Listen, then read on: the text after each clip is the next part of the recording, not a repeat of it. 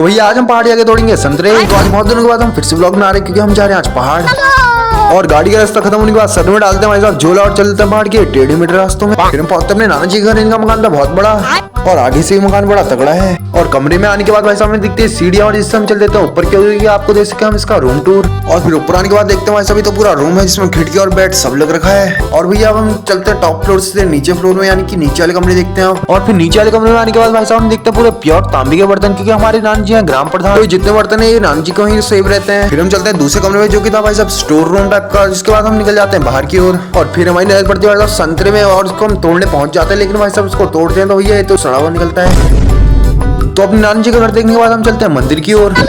और फिर हम एक तब पहाड़ी नौला जिसमें था पानी, इसको हम पीने के लिए पहुंच जाते हैं इसके अंदर, जो कि था भैया इतना गहरा। और फिर हम पहुंच जाते हैं मंदिर जहाँ होती पूजा। और पूजा खत्म होने के बाद हम खाने लग जाते हैं भाई साहब पूरी और सब्जी भाई साहब इतने लोगों के बीच में। बाकी मैं चला घर की ओर, आपको वीडियो